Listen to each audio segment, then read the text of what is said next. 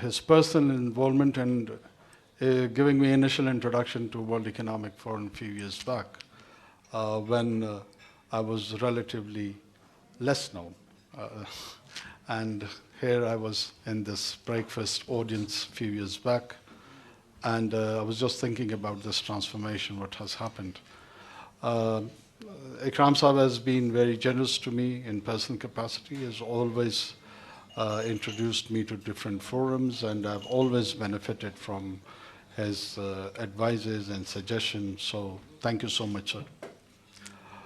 Pakistan's story, Pakistan's storyteller. Pakistan is a great place. I am not just boosting about in the hyper-nationalistic tone while I'm saying this. Pakistan is a great country. Why? It has a population of 240 million people at its backyard. The whole of Central Asia lies there, which is landlocked, and of course it is looking to have connectivity through Pakistan. Midway, yes, Afghanistan is there, and as Iqbal has said that it is the heart of Asia. So the stability over there does have a spillover effect in the rest of the Asia. Along with the North Caucasus and Iran on one side, and then there is a Confucius civilization of 1.5 billion people. So Pakistan, as a member of ECO, which has a 500 million population, Pakistan is ECO's India. It's biggest in terms of its population. Some $36 trillion trade is happening next door in China. And on the right, GCC with all its hydrocarbon exports has transformed its economy and diversified its economy and looking forward to enter into the manufacturing area.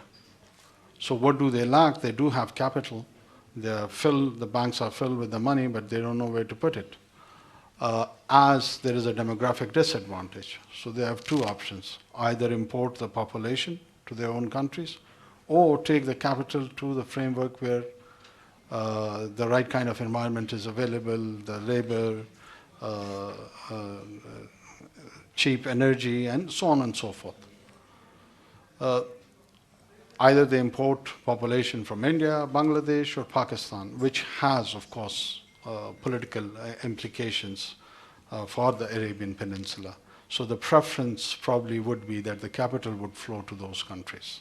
So we have to be more competitive, more attractive to facilitate that journey of industrialization over there. Chinese transformation of the journey of its modernization, where they started post-1979, and they have acquired a stage where they are relocating some of its industry. And one, along with the Southeast Asia, destination would be Pakistan. A country which has diversified cultures, ethnic groups, geography, topography. You go to the north of Pakistan, you have 8 to 9 highest peaks in the world. It's a heaven for the people who are interested in mountaineering. Then you have deserts of Thar and plains of Punjab and deserts even in Balochistan. So this is all amalgamation of a different kind of a landscape, which is quite unique that it is offered in one place or in one territory. Pakistan's biggest asset is its human resource. 240 million people, 60% of them under the age of 30. What does that mean? That actually means whole of energy. Energy which needs, of course, a direction. We have got around 1.5 million workforce just in the IT sector.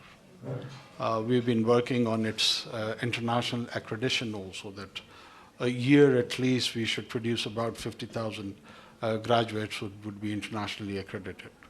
Pakistan's governance structure is improving. Yes, of course, we have challenges, but if we can respond to those challenges within 5 months, I'm pretty much sure that any mandated government, which would be in place on 9th of February or by the end of February, uh, would get it as a blueprint that how did we respond in this short stint.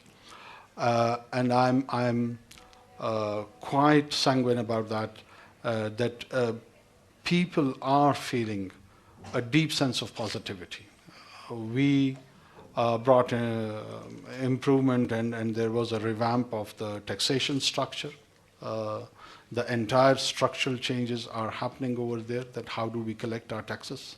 So there are two lessons which is take home, and that is spend less on the government and earn more.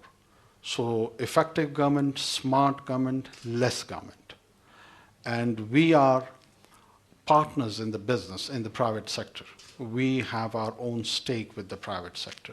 We would encourage them to make more money, and we'll tax them, take our share of the business from them, and spend it on the social sector. This is the model. This is the model which can work. This is the model which has worked in many parts of the world, and I'm pretty much sure it would work here as well. Pakistan is a story of identity also.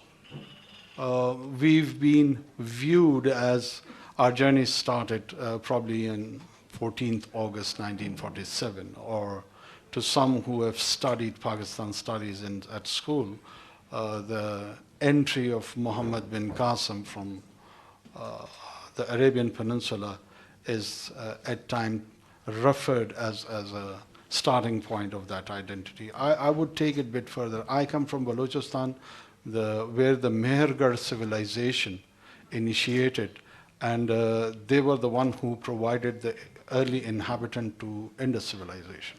So Pakistan's identity and its story starts more or less about 9 to 10,000 years ago. And that was the area where the inhabitation started.